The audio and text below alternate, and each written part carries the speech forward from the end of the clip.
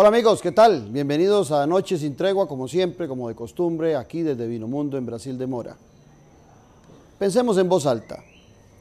Hace ya varios gobiernos la figura del ministro de la Presidencia se ha vuelto determinante para que el presidente tenga los espacios requeridos para generar un gobierno más amplio, de más pensamiento. Cuando el ministro de la Presidencia no funciona, y más hoy en día en el multipartidismo, más se le complica al presidente de la República comunicarse políticamente con los diferentes actores de la sociedad e inclusive con su gabinete y su fracción legislativa. Recientemente hubo un cambio en el Ministerio de la Presidencia en Costa Rica. ¿Será oportuno ese cambio? ¿Hacía falta? ¿La persona que viene será la idónea? Sobre eso vamos a hablar hoy en Noche sin Tregua. Ya regresamos.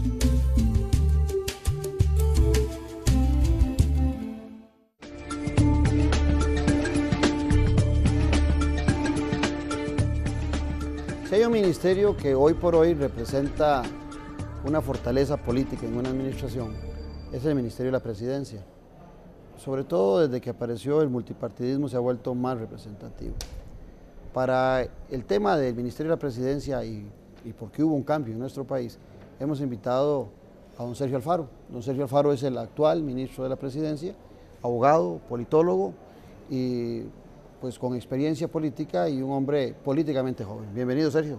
Muchas gracias, estamos a la orden y aquí dispuesto a conversar de esta nueva aventura en la que me metí en estos días. Bienvenido, te invito a brindar por vos, por tu éxito, por Costa Rica y por nuestra familia. Ya regresamos.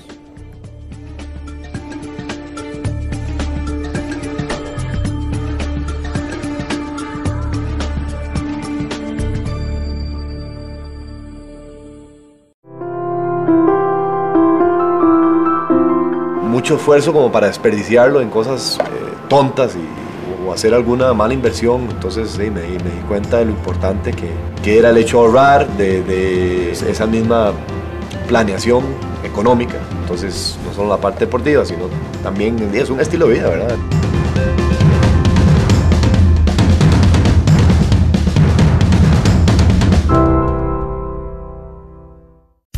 INA, una institución al servicio de las pymes. ¿Sabe qué es el Sistema de Banca para el Desarrollo o SBD? El SBD fue creado con carácter de ley para financiar e impulsar proyectos productivos, viables y factibles de la micro, pequeña y mediana empresa, a través de crédito, avales y apoyo en servicios de desarrollo empresarial. Más información en www.sbdcr.com.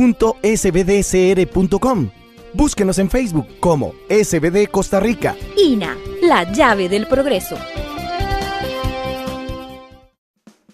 Restaurante Domenico, un ambiente casual y distinguido que le ofrece las especialidades de la gastronomía italiana, clásica y contemporánea, con variedad de ensaladas, carnes y pescados, así como deliciosas pastas frescas hechas en casa y un amplio surtido de pizzas, postres y los especiales del chef. Contamos con un área privada para sus eventos y reuniones. Tenemos amplia zona de parqueo. Le esperamos todos los días de la semana a partir del mediodía. Visítenos en Plaza Antares, frente a la Rotonda de la Bandera. Acelerar innecesariamente desperdicia combustible y reduce la vida útil del motor. Una actitud responsable al conducir da más seguridad y ahorra combustible. Conducir eficientemente es un acto de conciencia. Café y palabras, porque la política sí importa. Escúchenos por 89.1 FM, de lunes a viernes de 10:30 a 11:30 de la mañana. Café y palabras. Charlas de café con los politólogos Claudio Alpizar y Randall Arias, quienes con sus invitados y contertulios la involucran en el acontecer en el día a día de la sociopolítica nacional. Café y palabras, porque la política sí importa. Por 89.1 FM, La Superestación, un programa con aroma de café y con sabor a gente.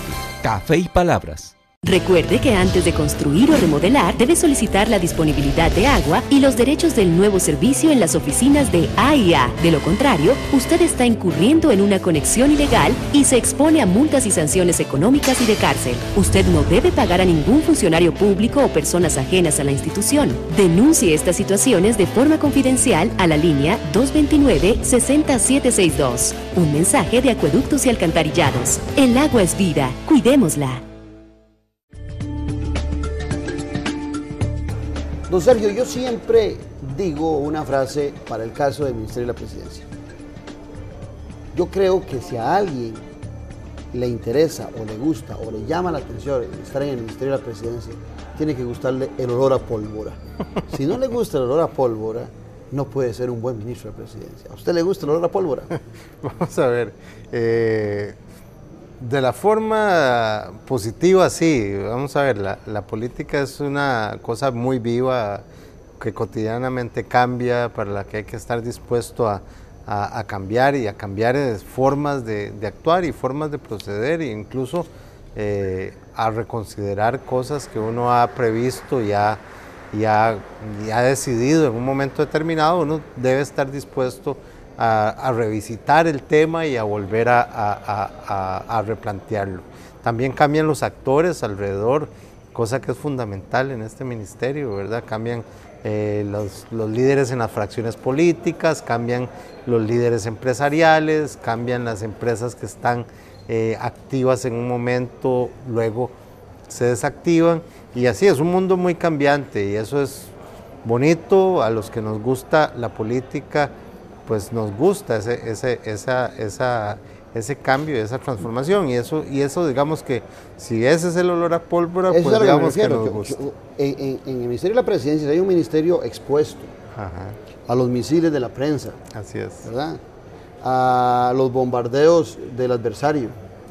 Y de pronto una bomba nuclear de algún grupo de presión, pues es el Ministerio de la Presidencia. Así es. O sea, es fundamental tener la sapiencia, la paciencia de que entra el ministro de la Presidencia a un escenario muy, muy complicado, en donde todos esos actores pueden de repente convertirse en esos grandes detractores de su gestión. Pues sí, vamos a ver, pero también hay facilitadores de la gestión.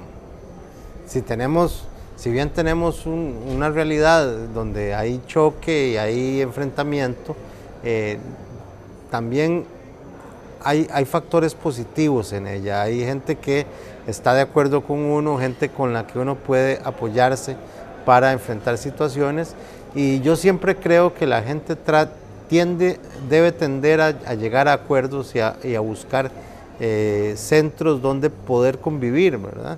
Y en esa realidad, a pesar de que hay grupos que son muy férreos en sus posiciones, tiendo a creer que las personas pueden ponerse de acuerdo aun cuando estén en posiciones muy distantes. Y eso, digamos, que me da, creo, la perspectiva y el ánimo para poder emprender un ejercicio como de este ministerio, que nos pone, o me pone en el medio de muchas tensiones, ¿verdad? Y eso, parte de la buena fe con la que yo creo que nos movemos los costarricenses, es lo único que me hace a mí pensar que es posible lograr el trabajo que tengo de frente, ¿verdad? El Ministerio de la Presidencia fue creado en el año de 1961. Esas curiosidades de la vida, porque es un ministerio que le he seguido muy de cerca, fue creado el 24 de diciembre de ese año, en plena Navidad. Pero el Ministerio de la Presidencia, cuando uno revisa las actas de la conformación, de la ley que lo conformó, que por supuesto es una ley de presupuesto, una ley presupuestaria, y ahí viene incluido el Ministerio de la Presidencia. El fundamento principal del Ministerio de la Presidencia era desenfocar un poco a la figura del presidente, descongestionarla bastante del trabajo y de darle un espacio al presidente para que piense. Su antecesor no logró eso.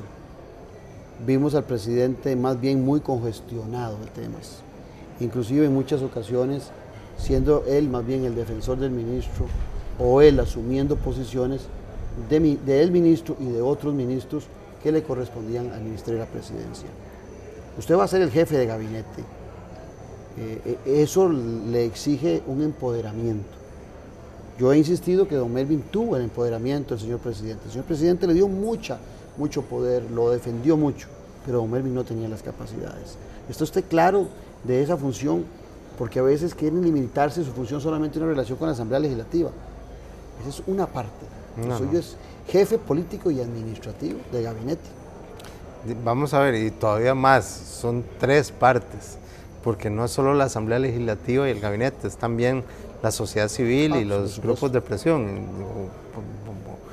No le llamemos grupos de presión, digámosles la sociedad civil organizada en su máxima expresión, pueden tomar cualquiera de las formas que puedan tener. Vamos a ver, yo creo que tengo la confianza del presidente y el apoyo del presidente para hacer lo que toca, ¿verdad? Una de esas labores efectivamente es coordinar el gabinete y tratar de que los procesos que se dan entre los ministros sean procesos fluidos y que no haya contradicciones entre ellos, o que por lo menos las contradicciones que se puedan encontrar sean contradicciones se han dado muchas, ¿verdad? Bien llevadas. En un año siempre en un año, pero yo creo que es una cuestión de siempre. Los gobiernos nunca han tenido un funcionamiento uniforme, siempre los ministros tienen tensiones unos con otros, sobre todo porque hay ministerios que contraponen objetivos, ¿verdad? Que no salgan a la luz pública, que se vean en el cuarto de guerra, a lo interno de la organización. Vamos a ver, yo no quisiera pintar el Ministerio de la Presidencia como un ministerio que oculta. No, es un ministerio que trata de que esas tensiones se lleven a buen puerto, ¿verdad? Y que no se exacerben hacia afuera. No en el ánimo de esconderlo, sino en el ánimo de que el gobierno fluya y funcione, ¿verdad? Esa es por lo menos yo lo veo así. El ánimo de que no se vea feo no es lo que lo debe inspirar a uno, sino el hecho de que cuando hay 2 ministros que chocan y tienen una tensión entre ellos, si esa tensión no se resuelve, el problema puede derivar en un mal funcionamiento del gobierno. Y esa parte es la que uno, por lo menos desde la posición que me toca, debe uno cuidar. El peso efectivamente de la confianza del presidente es fundamental en esto. Si yo no creyera que la tengo, no hubiera aceptado el cargo. Yo me entiendo muy bien con Luis Guillermo desde hace mucho tiempo, ¿verdad? Fue un tema que hablaron, que usted le planteó cuando aceptó la necesidad de estar empoderado. Sí, yo creo que el asunto estaba muy claro, creo que no hubo que discutirlo profundamente. Yo creo que él tenía claro de qué se trata el cargo y yo también, ¿verdad? No es una discusión de condiciones. Al presidente de la República no se le condiciona absolutamente nada, simplemente si el presidente le pide a uno su ayuda, uno puede decirle sí o no, y yo le dije que sí, y parte de lo que se presupone que debo tener es su confianza, y yo la siento, y creo que en el gabinete también se siente. Respecto a digamos, al tomar el papel de línea de frente antes del presidente, en buena parte sí, porque el presidente debe tener un espacio de decisión superior, ¿verdad? Un espacio de pensamiento más estratégico. Yo siento el Ministerio de la Presidencia como un ministerio que garantiza el funcionamiento de la operativa. Mucha gente lo compara con un gerente, ¿no? Con un gerente de una empresa que tal vez no es el que hace lo que vende la empresa, pero sí es el que pone los elementos todos juntos para que la empresa pueda fabricar aquello. Y esa es la función de este ministerio, y lo que la hace complicada es ese gran ámbito de acción, ¿verdad? Que tenés por enfrente a la Asamblea Legislativa en uno de los lados, a la sociedad civil en otro, y el gabinete en el centro de ese movimiento social que hace la política y la vida económica y social de cualquier sociedad. Yo siento que usted por un lado tiene la suerte de que su antecesor no gozó de popularidad ni siquiera tuvo buenas calificaciones. Eso le da una ventaja comparativa. Sustituir a alguien con muchas calidades es un exigimiento mayor, no digo que no lo sea ahora, pero también por otra parte usted no va a tener las ventajas que tuvo su antecesor de 100 días para que se acomode o 6 meses para que conozca el ministerio. A usted se le va a pedir resultados desde el día que asumió, desde el 1 de mayo la gente va a estar pidiendo resultados. Usted no tiene tiempo de acomodarse. Desde ya, es una realidad, así lo sé, así lo siento y así han sido las demandas desde fuera. Yo trato de tomar mi vida de forma pausada y de respirar antes de tomar decisiones o de emprender. Trato de no ser impulsivo. A veces hay quienes me reclaman que ando despacio, pero creo que aunque ande despacio voy con prudencia y con seguridad. Y la realidad es que a pesar de estas características, efectivamente tengo muy claro que los resultados deben venir en el corto plazo, tanto para el gobierno, el funcionamiento interno del gobierno, como el funcionamiento de la relación Poder Ejecutivo-Poder Legislativo, que me parece que es una cuestión importantísima, sobre todo con lo ocurrido después del 1 de mayo, ¿verdad? Donde un grupo de partidos políticos de oposición toma el directorio de la Asamblea y constituyen un bloque de partidos de oposición que hay que administrar, ¿verdad? En términos de Vos dijiste políticos. Algo muy interesante o muy importante cuando yo hice referencia a la relación con la Asamblea Legislativa y el Ejecutivo. Los últimos gobiernos habían tomado mucho la bandera de la ingobernabilidad para justificar la ineficacia del Ejecutivo en desarrollar políticas públicas. Las dos últimas administraciones, la administración de doña Laura Chinchilla y la actual de don Guillermo Solís, han tenido un discurso que les ha costado comunicar. Pues efectivamente el ministro de la Presidencia, desde mi perspectiva, es el principal comunicador político. A mí me llama la atención, porque es curioso, en la administración de Laura Chinchilla, el ministro de la Presidencia, el primero, se fue casi que en la misma época que le tocó irse a don Melvin Jiménez. Y el sustituto en aquella época, Carlos Ricardo Benavides, una persona joven, si no me equivoco, anda muy parecido a tu edad, llegó con muchas expectativas porque había un gran problema en aquel momento entre el presidente Arias y la presidenta Chinchilla. Pues llegaste también a un escenario parecido, un problema no entre expresidentes, pero sí entre el líder del partido, don Otón Solís, fundador del partido, y el presidente del partido. En aquella ocasión no le fue bien a don Carlos Ricardo Benavides, no logró hacer el puente que la gente esperaba porque lo veía como funcionario de la administración Arias y funcionario de la administración Chinchilla y era el puente ideal. A vos se te ve como ese puente, porque se te ve como fundador del partido, cercano y conocedor de Otón Solís, más fundador que Luis Guillermo, que no es fundador, pero sí muy cercano al presidente de la República. ¿Ya empezó a tejer ese puente? Vamos a ver, yo no trato de verlo como un puente, yo trato de verlo como una realidad política. Hay un tema diferente. Don Otón hoy es diputado de la República y es una voz fuerte dentro del Congreso, como ha sido una voz fuerte siempre, ¿verdad? Políticamente ha sido un hombre que no pasa desapercibido. Es más que fuerte, estridente.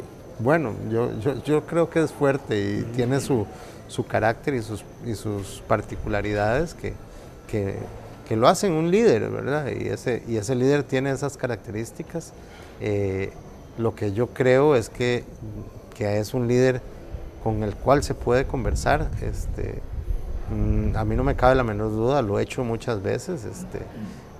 Tiene sus posiciones y esas posiciones son fuertes, ¿verdad? Pero es una persona con una alta dosis de racionalidad y por lo tanto es una persona con con la que se puede conversar en términos racionales, ¿verdad? Y eso es para mí es una ventaja y es algo con lo que se puede trabajar desde la posición que me toca, que es este engranaje, poder ejecutivo, poder legislativo.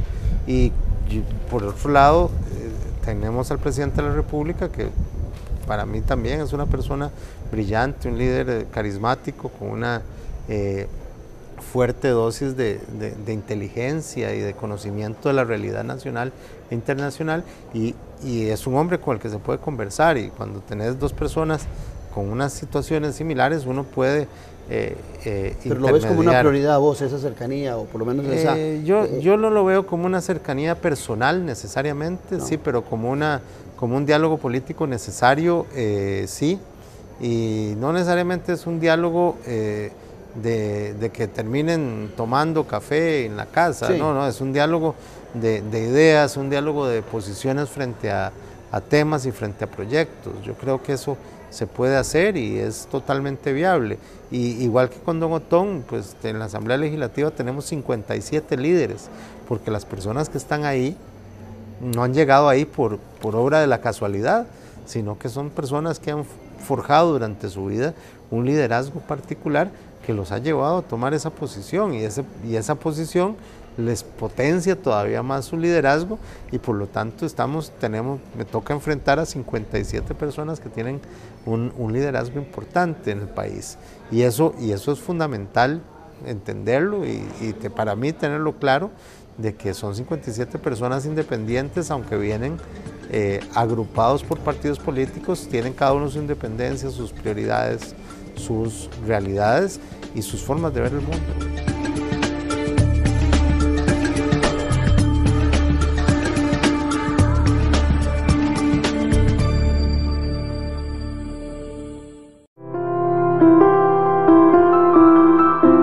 Mucho esfuerzo como para desperdiciarlo en cosas tontas o hacer alguna mala inversión. Entonces me di cuenta de lo importante que era el hecho de ahorrar, de esa misma planeación económica. Entonces no solo la parte deportiva, sino también es un estilo de vida, ¿verdad?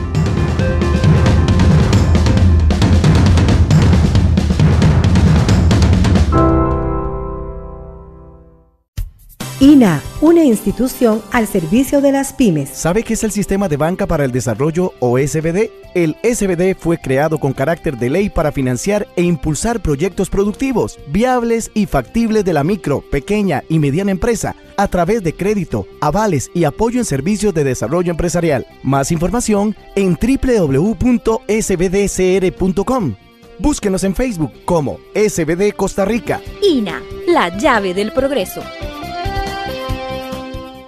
Recuerde que antes de construir o remodelar, debe solicitar la disponibilidad de agua y los derechos del nuevo servicio en las oficinas de AIA. De lo contrario, usted está incurriendo en una conexión ilegal y se expone a multas y sanciones económicas y de cárcel. Usted no debe pagar a ningún funcionario público o personas ajenas a la institución. Denuncie estas situaciones de forma confidencial a la línea 229-60762. Un mensaje de Acueductos y Alcantarillados. El agua es vida, cuidémosla. Respetar una señal es un acto de conciencia. Proporciona mayor seguridad en carretera. Conducir eficientemente es un acto de conciencia. En sus 62 años, la República continúa evolucionando para brindarle el mejor servicio. Ahora los invitamos a explorar nuestro dinámico sitio web. Como suscriptor tendrá acceso ilimitado desde cualquier dispositivo. Como visitante podrá acceder a 5 artículos gratis al mes. Adquiéralo ya y obtenga el primer mes por solo 99 centavos de dólar. Suscríbase hoy y viva la nueva experiencia periodística.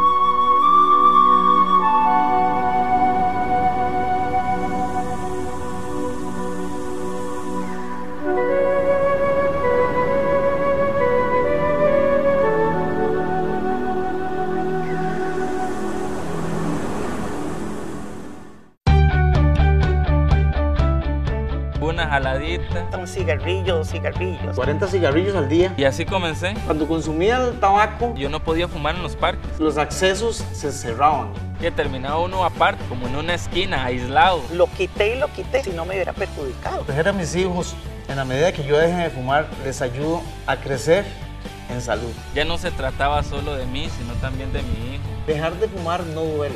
Sí se puede, sí se logra. Esa fracción pequeña del PAC, 13 diputados, ese 1 de mayo se vio bastante penosa la fracción. Inclusive en las 6 votaciones que se hacen para presidente, vicepresidente, secretarios y prosecretarios, no hubo una sola en que los 13 diputados del PAC votaran en forma monolítica. Parece que la disciplina de partido o la disciplina de fracción no es el fuerte de la fracción del Partido Acción Ciudadana. Antes de pensar en los 57, usted tiene una tarea prioritaria, pensar en esos 13. Vamos a ver, es más fácil cuando los grupos políticos se comportan monolíticamente, pero para mí eso no significa mejor. Necesariamente yo creo que en la libertad de las personas y en la libertad de pensamiento de cada uno, y considero que el comportamiento político dentro de un partido político no implica la obediencia ciega. Y aunque creo que debe haber disciplina partidista, esto no debe ser un dogma absoluto. Creo que puede haber ejercicio de la libertad. Yo fui diputado y me tocó ejercer mi libertad. Eso sería válido, ¿verdad, Sergio, en temas de fondo, pero es que en la fracción del PAC a veces es por cuestiones personales, bueno, no sé. Son temas pequeños. Habría que ver caso a caso. Yo veo a caso. Liberación y veo al Frente Amplio, y yo no creo que no tengan diferencias al interno, pero no salen así como erupción de volcán a la luz pública. Bueno, el Partido Acción Ciudadana nace como un partido con una vocación de transparencia y de libertad, y yo creo que eso es lo que se observa ahí. De ahí hay personas distintas con formas del mundo, de ver el mundo distintas, y se manifiestan en la vida política y no se esconden detrás del dictum del partido, ¿verdad? Y eso creo que a mí no me disgusta del todo. Sí hace más difícil la gestión política, sí, esa realidad hace más difícil la gestión política, y sin embargo para mí no empeora la calidad del resultado. Lo que sí es cierto es que efectivamente hay un trabajo de acercamiento a esta fracción, que es la fracción del partido político que llevó al poder al actual presidente de la República, y que en principio es la fracción que debe dar un apoyo al gobierno en términos legislativos, o por lo menos eso se espera de ella, ¿no? Y sin embargo, yo creo que es un trabajo que se puede hacer, no lo veo como un imposible, no espero absolutas dosis de unanimidad, no creo que sea lo correcto tampoco. Prefiero que haya una sana discrepancia, y una discrepancia que se deje ver cuando tiene que verse, pero lo que sí es cierto es que toca un trabajo ahí importante que hacer. Esas discrepancias se vieron con frecuencia en la fracción legislativa y en el gabinete con don Melvin, y personalmente siento de que no me benefició en nada a esa nueva forma de gobernar, que yo todavía sinceramente no la encuentro, más que en deficiencias. No veo fortalezas de esa nueva forma de gobernar, por lo menos en este año. Eso podría volverse un conflicto usted también, si esa forma, si ese estilo de un gabinete muy suelto, de una fracción sin un liderazgo fuerte interno y externo, se sigue generando. Usted va a tener años muy convulsos entonces. Bueno, pues la política se ha vuelto convulsa en Costa Rica. Tenemos 9 fracciones. Va a tener más pólvora de la cuenta. Tenemos 9 fracciones legislativas en el Congreso, número sin precedentes, ¿verdad? Pero además de eso, ninguna de esas fracciones se comporta, bueno, las que tienen más de un diputado, ninguna se comporta de forma unánime. Normalmente se ven fraccionamientos algunos más visibles que otros, pero no hay unanimidad interna y en las votaciones se manifiestan diferencias y en algunas ocasiones diputados que salen de la votación para que no se vea que van a votar o que quieren votar en contra del partido, lo cual me parece a mí que no es necesario. Sería más rico y más enriquecedor para la democracia que la persona se quedara ahí, desintiera de su partido, sí, como su libertad democrática se lo permite, ¿verdad? Pero bueno, esa es la cultura democrática esta del tratar de tener disciplina partidaria, lo que ha llevado es a esto, cuando el diputado va a disentir, lo que hace es salirse del plenario, entonces ya lo que hace es no expresar su representación política, que es lo que en naturaleza democrática tiene, ¿verdad? Entonces yo ahí es donde comienzo a ver el tema como un tema que tal vez no necesariamente es beneficioso, esto de los bloques monolíticos, ¿verdad? Sino que más bien yo esperaría tener gente más crítica, gente que exprese con mayor facilidad sus diferencias y las ponga sobre el tapete, ¿verdad? Yo he sentido mucha falencia de habilidades políticas en la administración Solís. Y el 1 de mayo me llamó poderosamente la atención una. Don Henry Mora, que tenía desde el arranque perdida la elección, se mantiene estoicamente, inclusive llega a la sesión en un momento muy complicado por la muerte de su padre. Pero antes de que se dé la elección, ya el presidente Solís Rivera ha llamado a don Rafael Ortiz a las 9:10 de la mañana para felicitarle por el triunfo, cuando todavía no se ha dado la elección. Yo creo que no lo llamó para felicitarle por el triunfo. Eso dijo don Rafael Ortiz. No, yo entiendo que lo llamó para saludarlo y para desearle suerte en la elección, por lo menos eso le oí yo a don Rafael. Sí, don Rafael dijo otra cosa y yo la tengo claritica porque se la oí 2 o 3 veces repetirle. A mí me pareció que hasta cierto punto el presidente debió haber esperado que se diera la elección. Bueno, usted me dice que no. Yo recuerdo perfectamente donde esas entrevistas y don Rafa inclusive se vanagloria de esa llamada del presidente para felicitarlo.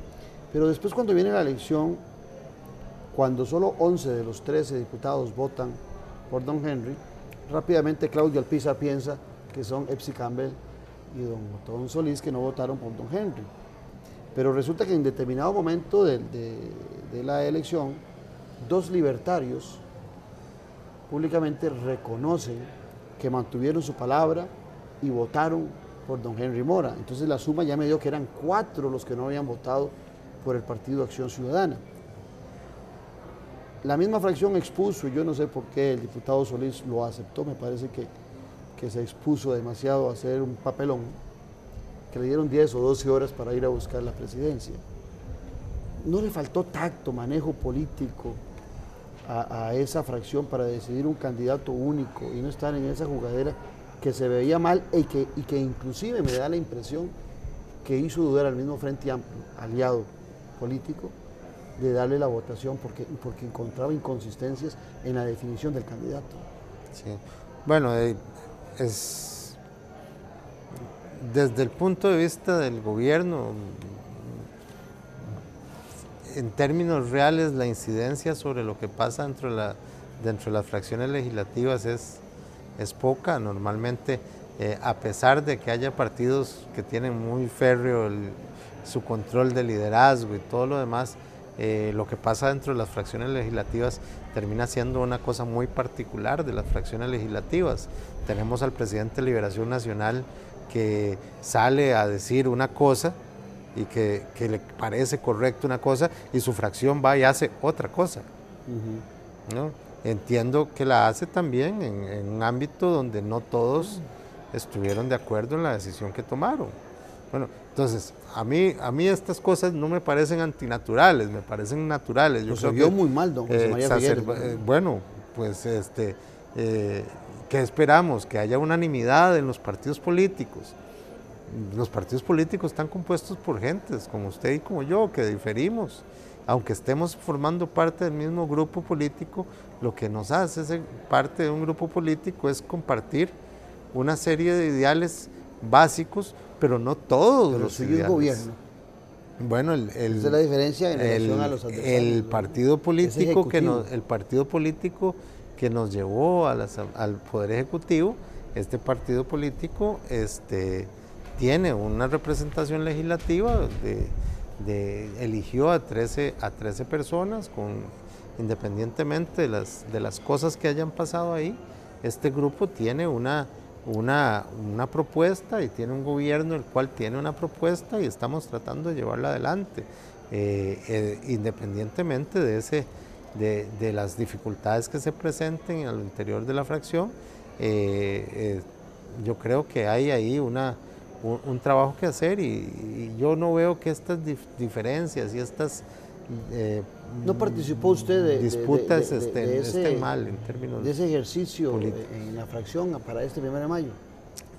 Vamos a ver, yo no participé, la fracción tiene una independencia de acción y tiene una coordinación desde el Poder Ejecutivo, pero los ministros de la presidencia normalmente se involucran mucho, por teléfono, reuniones antes. Vamos a ver, sí, yo no estaba ejerciendo como ministro de la presidencia, es cierto, tuve algunas reuniones con algunos diputados y algunos jefes de fracción para presentarme, pero digamos que no estuve involucrado de lleno en el proceso de elección del 1 de mayo. Lo que sí es cierto es que creo que independientemente de cuánto se puede involucrar o no un ministro de la presidencia en una elección legislativa, quienes eligen son los diputados.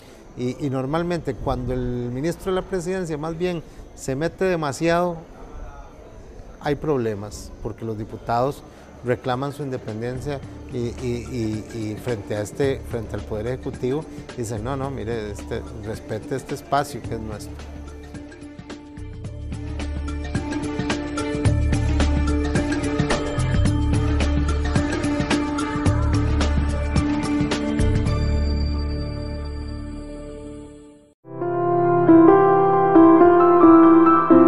Mucho esfuerzo como para desperdiciarlo en cosas tontas o hacer alguna mala inversión. Entonces me di cuenta de lo importante que era el hecho de ahorrar, de esa misma planeación económica. Entonces no solo la parte deportiva, sino también es un estilo de vida, ¿verdad?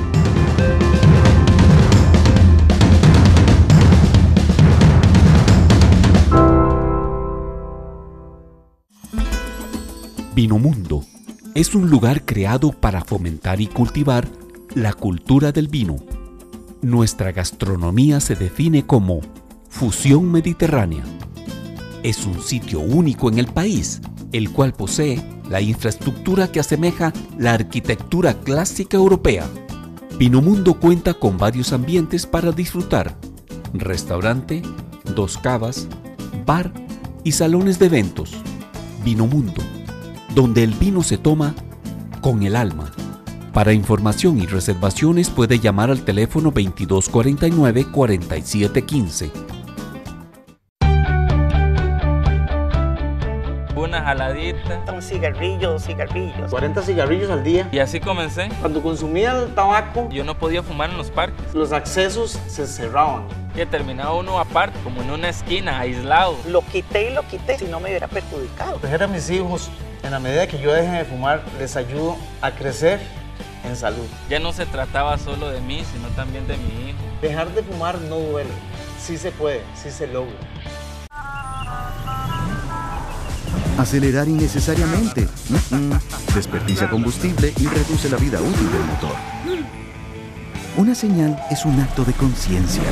Respetémosla. Una actitud responsable al conducir da más seguridad y ahorra combustible. Dar mantenimiento preventivo al vehículo aumenta su eficiencia y seguridad en carretera. Conducir eficientemente es un acto de conciencia. Tertulias de la Cava. Un espacio oportuno para intercambiar con los principales actores sociopolíticos de la vida nacional, en el que usted podrá oír, compartir, discernir y proponer ideas. Un espacio de política con P mayúscula. en el que el respeto a la divergencia de pensamientos es el mejor momento para encontrar puntos de encuentro. Los martes, en el Club Unión, a las 7 de la noche. Para reservar su espacio puede llamar al 2257-1555, abierto al público en general. Sea usted parte de las soluciones en Tertulias de la Cava.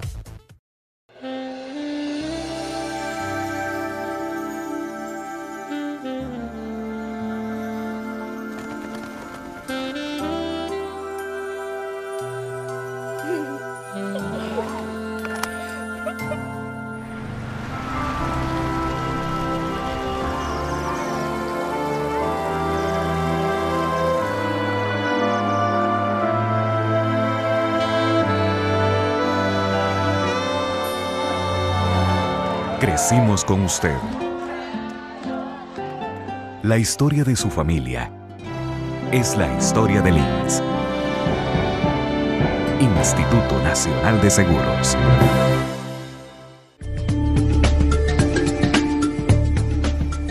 Siempre estuvo su ingreso como ministro de la Presidencia para el 1 de mayo.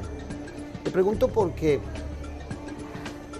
si fue así, obviamente no le correspondía a usted desarrollar esa función durante ese momento en que renuncia don Melvin y que usted asume, sino que le correspondía a don Melvin.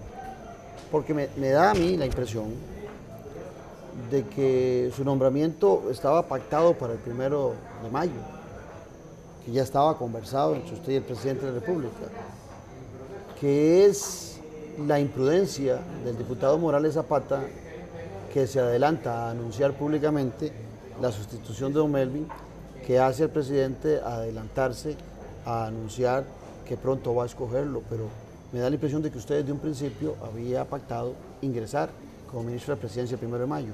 Vamos a ver, sí, el presidente sí me había hablado en términos materiales, pero no mucho antes de que se diera la renuncia de don Melvin. O sea, no es un cambio estructurado y programado con mucho tiempo de antelación, sino que ahí hay un proceso natural de cambio y lo que sí es cierto es que en el momento en que se dio la renuncia de don Melvin, él cesa en su gestión y yo no la asumo hasta el 1 de mayo. Eso es así. Fueron creo que 2 semanas de antelación que se me avisó. ¿No era que usted no quiere comerse esa bronca? Bueno, no. Entonces ya si el presidente de la República me hubiera dicho, bueno, tómelo de inmediato, yo lo hubiera asumido de inmediato, pero también había un tema de responsabilidad frente al INS. Hay que acordarse que el INS es una entidad financiera, ¿verdad? Y las entidades financieras tienen algunas regulaciones y estábamos cerrando trimestre de estados financieros, hay que presentar informes de salida, hay que generar las condiciones aptas para que la persona que lo sustituya a uno pueda tomar el control de la entidad financiera, en este caso un grupo financiero, un grupo de 6 organizaciones con las cuales hay que cerrar procesos para que la persona que venga pueda asumir con tranquilidad las riendas de la institución, y en ese sentido también por responsabilidad personal y profesional, pues teníamos que cerrar el ciclo del INS adecuadamente. La Constitución y la Ley General de Administración Pública establece a los ministros como la máxima autoridad política de un ministerio y rector de esos sectores. Sin embargo, en esta administración yo he visto con demasiado protagonismo a los viceministros. No sé si es por temor de los ministros de tomar esa posición o por atrevimiento de los viceministros que asumen una posición que no les corresponde. Sin embargo, vuelvo al tema, usted como ministro de la Presidencia está obligado a ser coordinador de todo ese gabinete.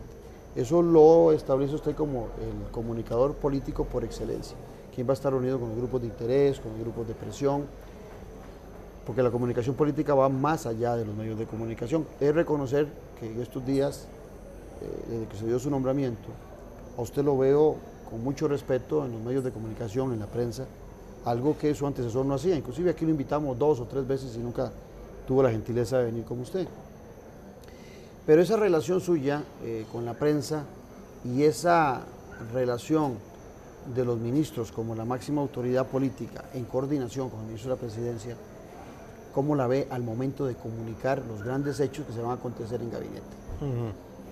Bueno, vamos a ver, yo lo primero es que creo que la forma que tenemos de comunicar a los ciudadanos es a través de medios de comunicación.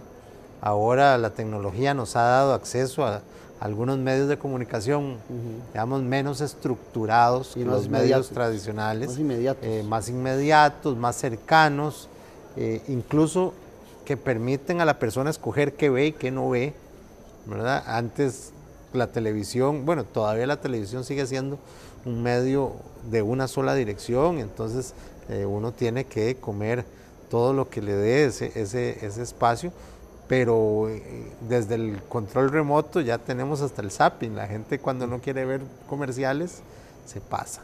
Entonces, la relación de la política con la gente se hace a través de los medios de comunicación. Yo entiendo que esto es fundamental, me parece que tengo un deber de atención hacia los medios de comunicación y programas como este que usted desarrolla, donde se tocan temas un poco más pausados que en los 30 segundos del noticiero, porque los ciudadanos tienen derecho a conocer qué está pasando y porque la forma correcta que tenemos de comunicar a los ciudadanos es presentarnos ante esos medios para dar explicaciones, para dar cuentas de lo que estamos haciendo. Entonces, yo siento que ese papel de comunicador, si efectivamente le corresponde al Ministerio de la Presidencia, enhorabuena, se adoptó la decisión de tener a un ministro de comunicación, porque la comunicación no es solo publicidad, la comunicación es un acto cotidiano que hacemos cuando organizamos ese gabinete. Todos los ministros deberían ser buenos comunicadores, todos. Sí, no pero vamos a ver, el ser buen o mal comunicador no es una cosa sencilla, ¿verdad? Es una cosa entrenada, o bien a alguna gente le sale un poco más natural, pero lo cierto es que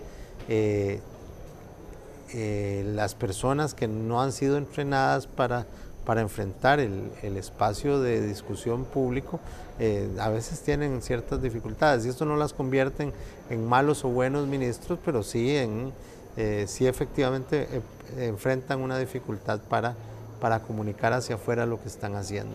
Y esto es un tema que hay que tratar de superar y hay que trabajar en él.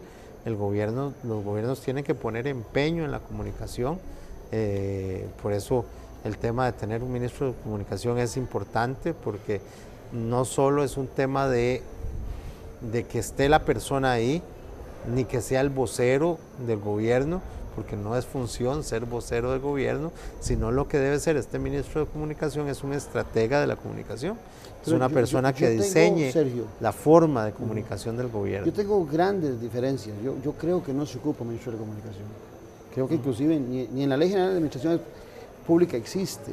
Sí. Creo que ante esas falencias que han mostrado algunos ministros y algunos ministros de la Presidencia, se ha inventado esa figura. Inclusive en la administración pasada es algo similar a esto. Curiosamente aparece el ministro de la Presidencia exactamente cuando aparece el cambio también, o aparece el ministro de Comunicación. Ahora igual, aparece usted y aparece un ministro de Comunicación. Yo recuerdo que cuando se nombró ministro de Comunicación, sobre todo cuando entró don Francisco Chacón en la administración pasada, yo decía que había una dificultad ahí que si no era bien comprendida, y esto se lo dejo planteado para que lo analice. Si el ministro de la Presidencia no comprende su función de comunicador político y termina creyendo que eso le corresponde al ministro de Comunicación, que es más bien un ministro de Información que de Comunicación, termina volviéndose el Ministerio de la Presidencia bicéfalo, con dos cabezas, cuando no corresponde al ministro de la Presidencia tener competencia en casa presidencial para temas que le competen por ley y por el estilo o por la disposición de su puesto. Yo tengo dudas de que sea necesario un Ministerio de Comunicación. No creo que los errores que pueda cometer un ministro de Agricultura, un ministro de Planificación, un ministro de Relaciones Exteriores, por decir algunos nombres, pudiera ser solucionado por un ministro de Comunicación. No hay una permanencia constante entre ellos. Sí, no, vamos a ver, no es un tema, vamos a ver, el tema de la comunicación no es el mero hecho periodístico. Totalmente de acuerdo. El tema de la comunicación es un tema de organización de los recursos alrededor del intercambio de información entre la gente. ¿Okay? Eso va mucho más allá del mero hecho de hacer un comunicado de prensa o de enviar un mensaje al colectivo de los ciudadanos, ¿no? Lo que hacen los ministros entre ellos cuando están coordinando los programas de gobierno, aunque no se vea en la televisión, aunque no estén dándoles declaraciones al público, son actos de comunicación. Y para mí es fundamental que ese ministro de comunicación diseñe las fórmulas de comunicación y estudie la forma en que se están dando los intercambios de comunicación dentro del gabinete, así como el resultado de eso se puede llevar al público. Para mí es un solo acto y entenderlo así es lo que hace necesario tener un estratega de comunicación, que no es lo mismo que un publicista, ¿verdad? Y que no es lo mismo que alguien que esté diseñando el eslogan de la semana próxima. No, esa función propagandística no es necesariamente la que tiene un ministro de comunicación. Y la comunicación política más relevante la va a ejercer usted cuando se reúna con los grupos de presión, con los grupos de interés, con sindicatos y más. Y ahí no hay cámaras. No hay cámaras. Ahí no hay micrófonos. No. Ahí más bien los micrófonos y las cámaras. Pero hay mensaje. Es un mensaje que va a salir desde esos grupos después a las cámaras. Sí, no es que sale primero en cámaras y después a los grupos de presión. Pero hay que llevar un mensaje, y ese mensaje que se lleva debe estar claro. Y es un mensaje que no puede ser casual, ni puede ser anecdótico. Es un mensaje que tiene que estar previamente engarzado con los objetivos de gobierno y con lo que estamos haciendo como gobierno. Y esa es la forma en que debemos entender la comunicación, ¿verdad? Ese es el acto de comunicación. Bueno, pero en ese mismo mensaje, que no es un eslogan, hay dos eslogans que han golpeado, o dos mensajes que han golpeado mucho a la actual administración. El cambio era uno, y el otro es que con Costa Rica no se juega, y alguna gente ha empezado a percibir que no hay cambio y que con Costa Rica se está jugando. Tiene una tarea difícil. Bueno, la tarea difícil la tengo no por un eslogan, la tengo porque la realidad política costarricense es compleja, se ha vuelto más compleja.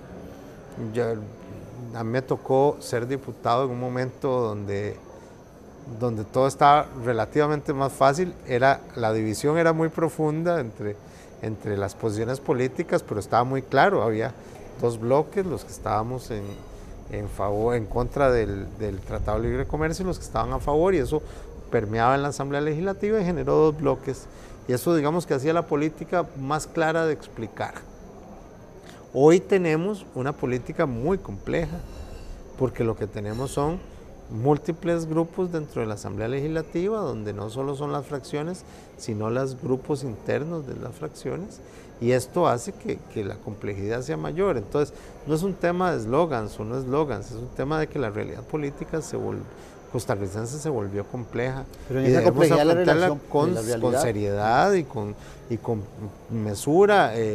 No es una crisis desbocada, como la han querido poner alguna gente, ¿no? Estamos en un proceso efectivamente de cambios y de transformaciones, pero estamos de cambios y transformaciones que generó una gran crisis en aquel discurso de los 100 días, cuando dijo que este país era algo espantoso, y después nos dijo que era la prensa la que estaba diciendo que eso era horrible, que si venían extraterrestres habría espantado. Yo creo que estamos relacionando cosas que no son. Estamos hablando de que la realidad política que toca gestionar es una realidad política donde hay múltiples actores, con poco acuerdo entre ellos, con muchas dificultades de llevar a una mesa propuestas consensuadas, y eso no tiene mucho que ver con el tema de la sensación de caos que mucha gente ha querido hacer ver, ¿verdad?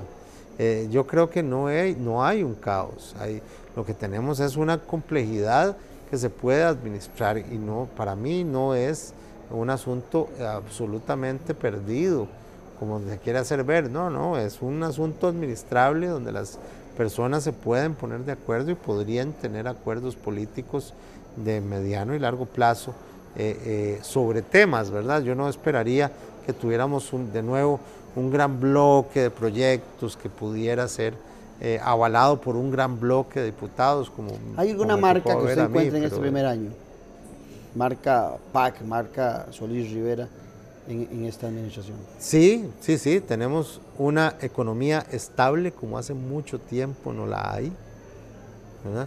La inflación viene cayendo, las tasas de interés vienen cayendo. Viene cayendo desde el 2006. Bueno, pues el crecimiento económico. El déficit fiscal viene creciendo desde el 2008 de forma aceleradísima también, ¿verdad? Sin embargo, a pesar del déficit fiscal, hemos logrado una economía estable, hemos logrado una administración transparente donde no ha habido escándalos de corrupción entre los cargos designados por el gobierno de la República, y además tenemos una administración que está haciendo un trabajo de coordinación en proyectos sociales como no se había hecho antes, ¿verdad? Tenemos una gran cantidad de cosas que se han puesto a funcionar, que venían con entrabamientos y con dificultades, y yo creo que eso le impone un sello a la administración.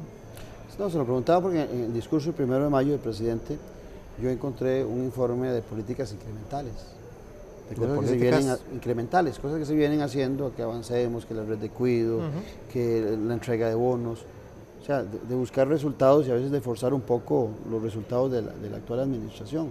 Por eso le preguntaba, yo no encuentro con claridad ahorita un sello particular de esta administración. Creo que en el tema que se ha generado desde Limas, que si se desarrolla bien el programa de pobreza, pudiera ser un tema pudiera ser un tema que sí sería una marca PAC. Sí. Lo que usted me dice en economía, yo siento que viene hace bastante tiempo. Bueno, no, yo no siento que venga hace mucho tiempo.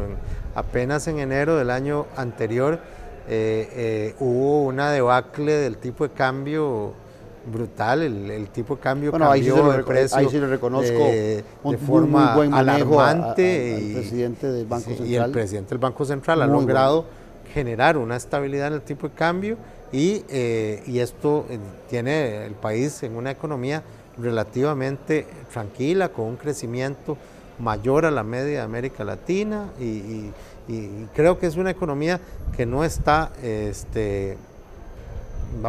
que no está en caída libre como la han querido poner temas algunos, como el petróleo, como el buen precio del café, siempre hay circunstancias de mucha suerte y en buena hora. Pero todos los gobiernos han tenido circunstancias, ¿verdad? También. El asunto aquí es que lo que está ahí está siendo bien gobernado y bien controlado en términos económicos. Tenemos un problema que no es un problema de esta administración, pero esta administración quiere entrarle de frente, que es el tema fiscal. Y lo ha enfrentado con responsabilidad. En el Ministerio de Hacienda se están tomando medidas de control de la evasión, medidas de fiscalización de los contribuyentes como hace mucho tiempo no se veían, ¿verdad? De hecho, la recaudación fiscal por temas de fiscalización subió, el control del déficit bajó, el déficit esperado, el déficit real de 2014 fue mucho menor al déficit esperado, y este tipo de cosas no son obra de la casualidad, son obra de mucho trabajo. Hay economistas y lo que piensan igual, pero se nos fue el tiempo. De todas maneras, Sergio, como amigo, como costarricense, desearle la mejor de la suerte. Muchas gracias. Capacidad sé que tiene, espero que la suerte también le acompañe, porque un buen gobierno nos conviene a todos. y en esta administración es lo que esperamos. Muchas gracias a usted. A ustedes las gracias por habernos acompañado, espero que hayan disfrutado del programa. Mañana lo puede recomendar o volver a ver a las 6 de la mañana y 2 de la tarde, y ya para el miércoles esperamos que esté en YouTube. Un abrazo y gracias como siempre por estar con la política con P mayúscula. Nos vemos.